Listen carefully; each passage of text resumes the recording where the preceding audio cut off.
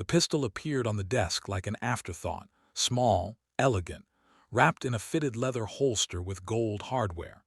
The kind of weapon a diplomat might carry, not a soldier. It was the Colt Model 1908 chambered in .380 ACP, and beginning in 1944, the United States Army began issuing it to every general officer in the theater of war. Omar Bradley looked at it, picked it up, felt the weight, 24 ounces, 7 rounds in the magazine, a 4-inch barrel dressed in polished blue steel. He set it back down and then he reached for something else. What Bradley chose to carry instead and why tells us more about the man than 1,000 official portraits. It is a story about trust, about identity, and about the kind of general America needed in the darkest chapter of the 20th century. This is that story.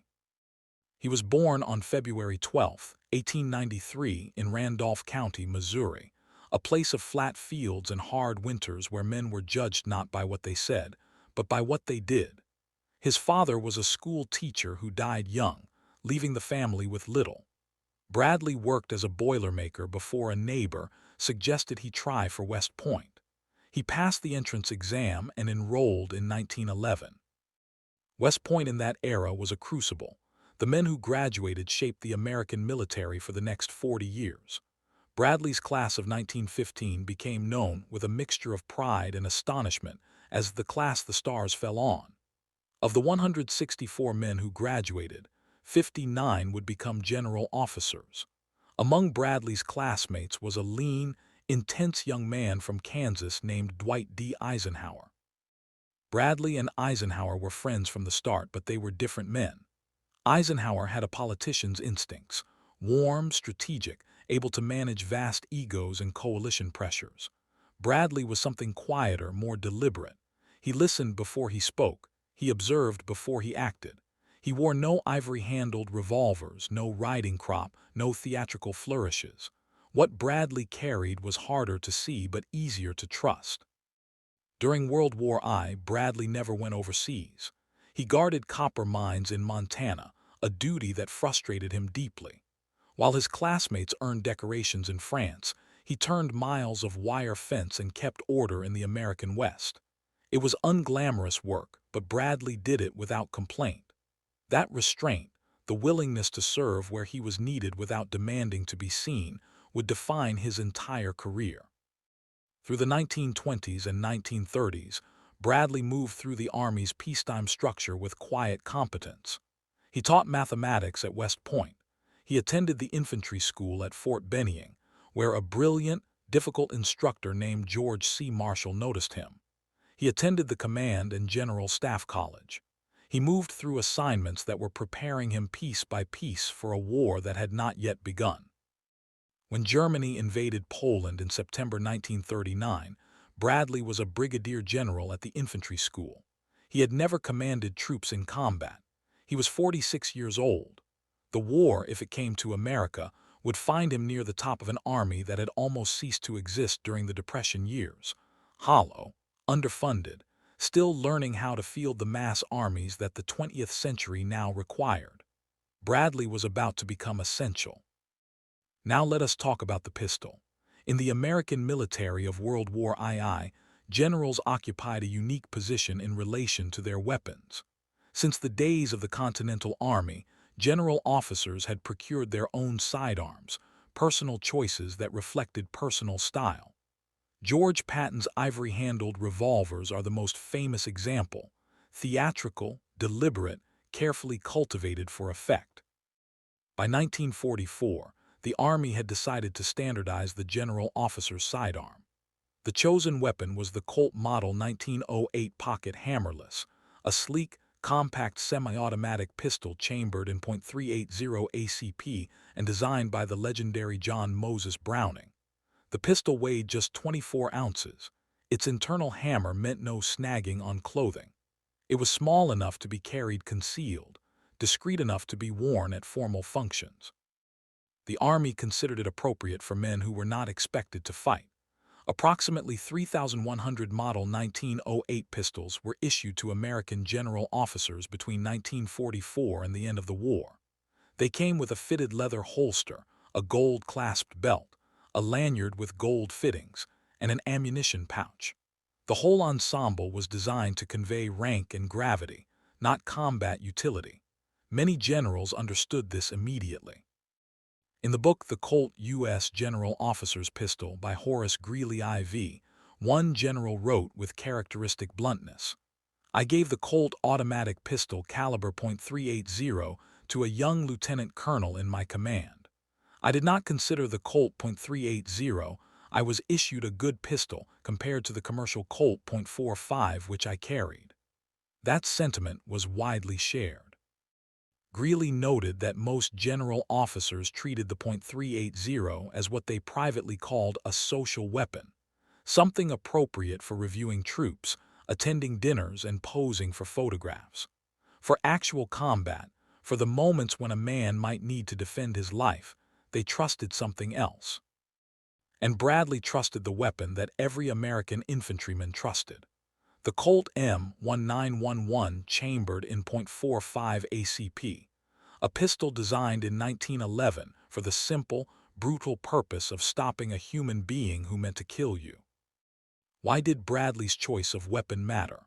Because Bradley was the kind of general who went where the men were. In the summer of 1943, Bradley commanded the II Corps in Tunisia after Eisenhower relieved Lloyd Fredendall following the disaster at Kasserine Pass.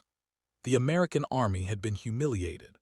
Rommel's Afrika Korps had torn through green American troops and exposed fundamental failures of training, doctrine, and leadership. Bradley arrived and did what he always did. He went forward. He visited units, he talked to officers and enlisted men alike. He asked questions and listened to the answers.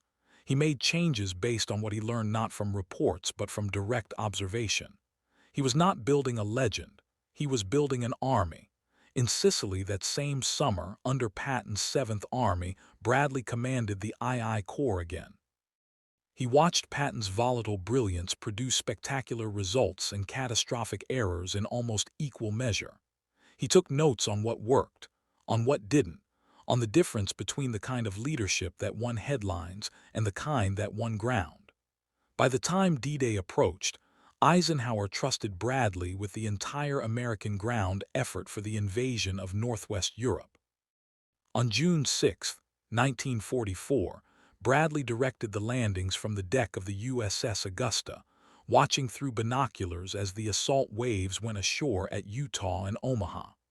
Omaha was a catastrophe that morning. The preliminary naval and aerial bombardment had largely missed its targets.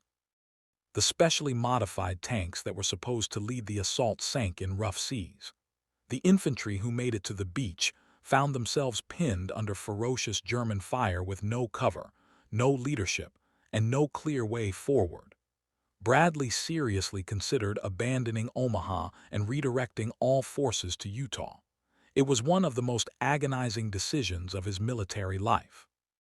He waited, he watched, and slowly, through individual acts of courage that no general could order, men rising from the sand and moving toward the guns, Omaha Beach began to turn. Bradley was not far from the sound of those guns. He never was.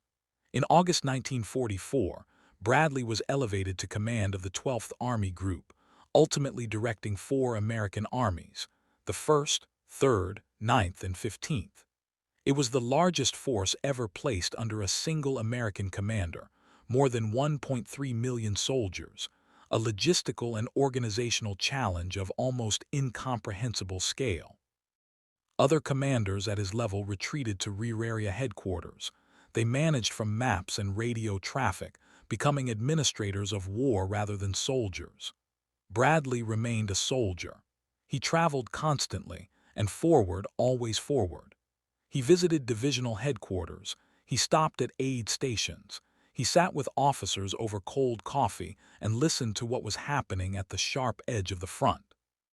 He was famous among his men for this. They called him the GI General, the general who lived like a soldier. And a soldier, in Bradley's view, carried a soldier's weapon. The .380 that the Army issued him was a gentleman's pistol.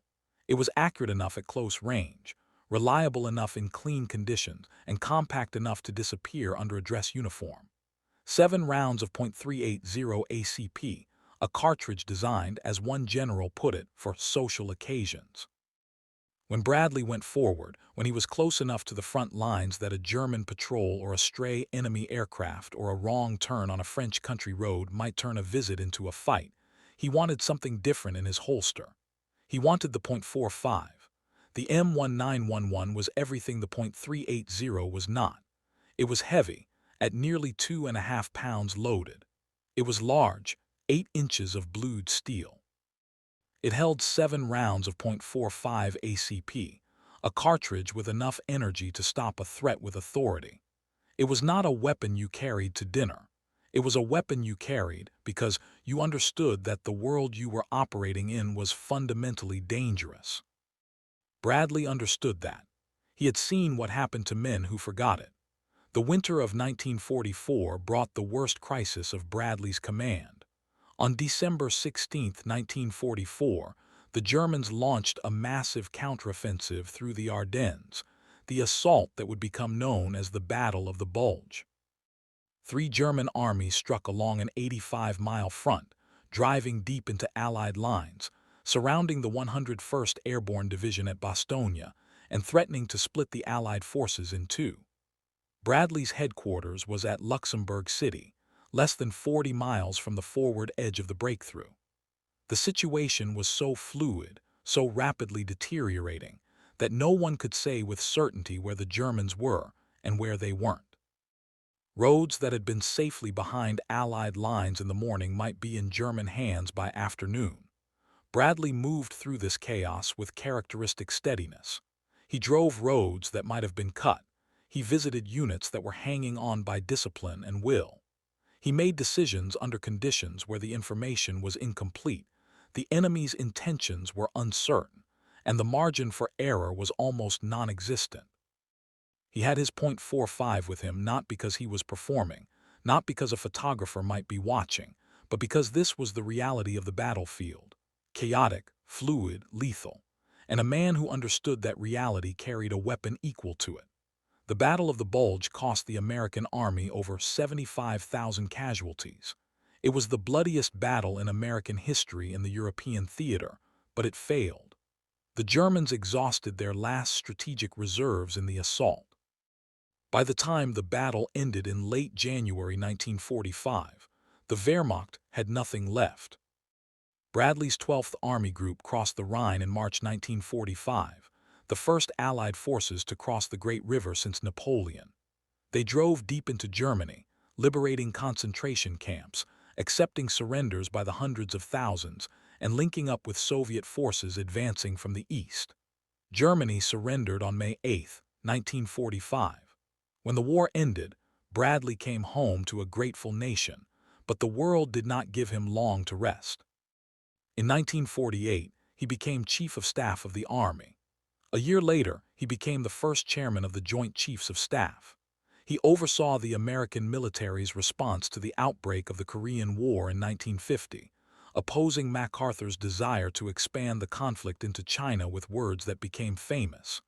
To do so, Bradley said, would be the wrong war at the wrong place at the wrong time and with the wrong enemy. In 1950, Congress elevated the rank of General of the Army to a permanent distinction, and Bradley became the 5th man, and the last, to hold 5 stars. He lived until 1981, dying at 88 years old in New York City. He was buried at Arlington National Cemetery. The pistol he carried through Normandy, through the Bulge, through the drive into Germany, the plain, heavy, unadorned M1911, went with him through all of it. Not because it was glamorous, not because it made a statement, but because it was the right tool for the work he had chosen to do. There is a thing that soldiers understand and that civilians sometimes struggle to grasp. Equipment is not neutral. The choices a man makes about what to carry, what to wear, what to eat, and where to sleep, these choices communicate something about identity. They tell the people around you who you are and what you value. Bradley's choice of the M1911 over the Army-issued .380 was a statement made in steel and silence. It said, I am not above this. I'm not separate from this. I carry what you carry. I face what you face. I am a soldier. The men who served under him felt it. They called him the GI General, not because he was modest in the way that some leaders perform modesty, calculating, strategic, designed for public consumption. They called him that because he was genuinely, fundamentally, irreducibly one of them. The generals who gave away their .380s and reached for the .45 were making the same choice in their different ways. They were saying the small pistol is for show, the big pistol is for war, and I am here for war. Omar Bradley was always here for war, not because he loved it. The record makes clear that Bradley found war horrifying, a necessary evil, not a glorious adventure. He wept at the sight of American dead. He lost sleep over decisions that sent men into situations where some of them would not return. He spoke about the cost of war with an honesty that some of his contemporaries found almost uncomfortable. But he went forward anyway. He carried the soldier's weapon anyway. He chose every day to lead from the front rather than from behind. That is the legacy that outlasts the pistol, outlasts the rank, outlasts the medals and the monuments and the 5 silver stars. Omar Bradley understood that the only way to truly lead soldiers is to be one, not to pretend, not to perform, to actually live as much as rank allows inside the same reality that your men inhabit. The .380 was given to generals because they were not expected to fight. Bradley carried the .45 because he refused to make that bargain. He was always ready to fight. And that, more than any battle plan, more than any order of battle, more than any of the 1,000 decisions he made in the crucible of the most destructive war in human history, is why the soldiers who served under him trusted him with their lives. History remembers the generals who were dramatic, the ones who wore the silk scarves and the riding crops and the ivory-handled revolvers. They make for better photographs. But the men who actually won the Second World War trusted something different. They trusted the general who showed up cold and muddy at their positions in the Ardennes in December. They trusted the man who sat with them and actually listened. They trusted the general who carried the same weapon they carried, not to make a point, but because there was no other kind of man he knew how to be. Omar Bradley, 5-star general, first chairman of the Joint Chiefs, commander of 1.3 million American soldiers, and a man who, when the army handed him a gentleman's pistol, reached past it for something better, something he could trust, just like the soldiers who trusted him.